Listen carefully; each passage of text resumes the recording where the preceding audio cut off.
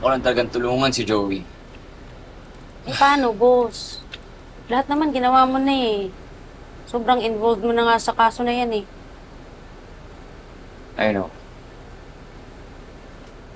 Pero hindi naman pwedeng basta-basta na lang akong mag-back out, di ba? Pero honestly, I feel like milagro na lang yung makakatulong sa amin. Unless may suggestion ka. Guys, stop talking. Makinig muna kayo sa sasabihin ko. Sila naman sasalita dito. Salita ka. Hindi, importante to. Sige na, go. Ano yun? Nag-text yung kaibigan kong vlogger. May malaking scoop, as in, really big one. Pero ngayon, kailangan muna natin pumunta sa Bulagos Lake. Teka, bakit tayo pupunta ng Bulagos?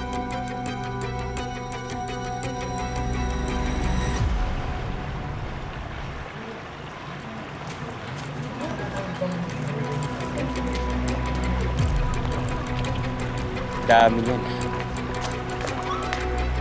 Sino nakakita niyan? Mga divers daw na nagbablog. Pinukunan na ng statement sa presinto. Sa dami ng mga yan, suspecha namin, biktima ng sindikato itong mga to.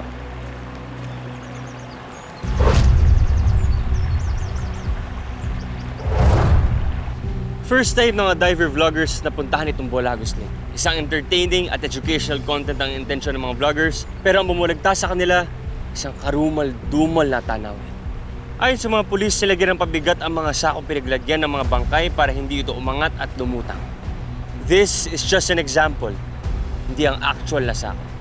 Ipinapangako ng Bulagos Police sa kikilalanin ang mga natagpuang bangkay at alamin ang tunay na nangyari sa kanila. At kung sino ang dapat managot sa pagkamatay ng mga biktima. Demonyo lang yung makakagawa niyan. Kawawa naman yung mga biktima at yung pamilya nila.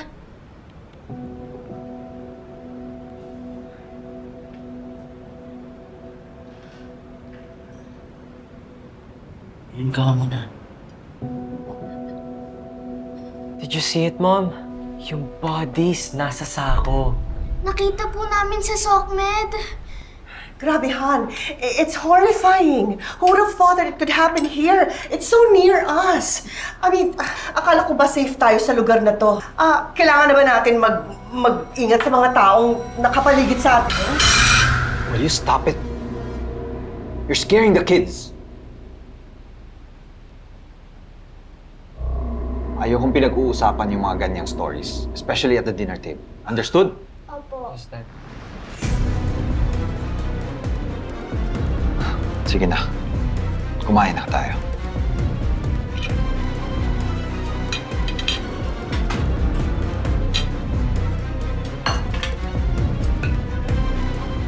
Oh, trending na tayo. Ayan, back on top na naman ang tirada. Mabuti na lang, ikaw yung nauna sa paglabas ng scoop na to. Hindi, syempre thanks to Kyle and to his friend. Diba? I may be the one in front of the screen, but we all deserve the credit. Tingin ko, grupo ni Berdugo yung gumawa niyan eh. Kasi naalala ko dati na kapag may bumabangga kay Berdugo, bigla na lang nawawala. Sure ka? Oo.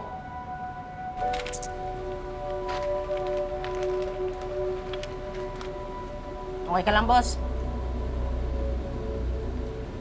Naisip ko lang yung report natin kanina. I mean, sinong Diyos-Diyosan ang may karapatang magsabi, mag-decide kung kailan mamatay ang isang tao? Diba, tinapon lang na parang basura eh. Na para bang walang pagkatao, pangarap o pamilya yung biktima. Kala siguro naman gumawa nito, hindi makikita yung bangkay.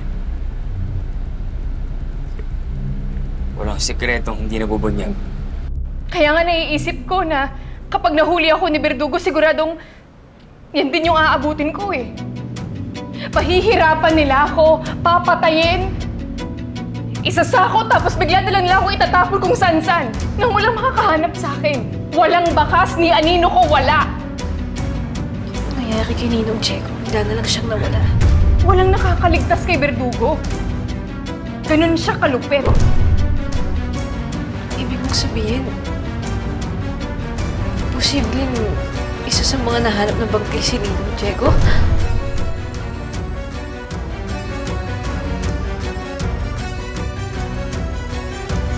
Lalabas at lalabas din yan. Kung sino man na may pakana nito, sa susunod na report natin, ang hashtag na gagamitin natin, Demonyo Reveal.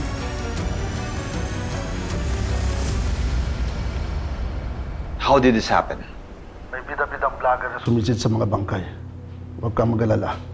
Ako magpapahirap sa mga yun. Bobo, di lalong uminit yung balita. Lalong makakuha ng atensyon. Pasensya ka na, boss.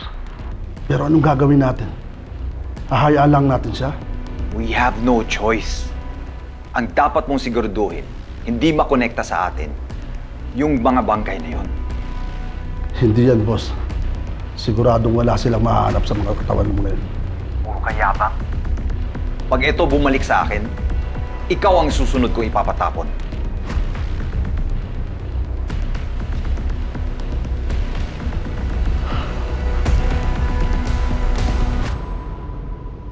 Sabi sa inyo, akong bahala eh. Bahala. Ang dami mo naman talagang pinili. Tapos, sa pag-gastos ka pa, umabsent ka pa sa trabaho. Ano ka ba? Okay lang. On call naman ako. Tatawagin naman ako ni Tito kung may kailangan daw gawin. Hindi kita iwan mag-isa nung hindi ka okay.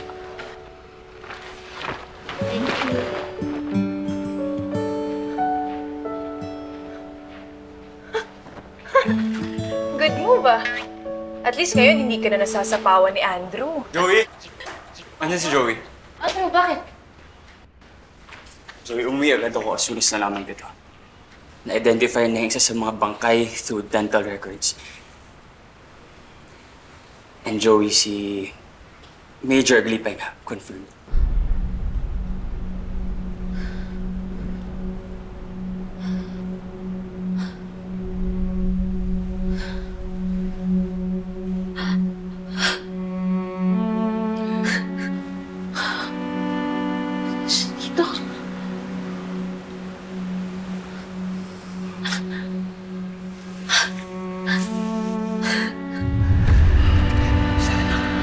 Kahit na anong mangyari, huwag ka lalabas, huwag ka sisigaw.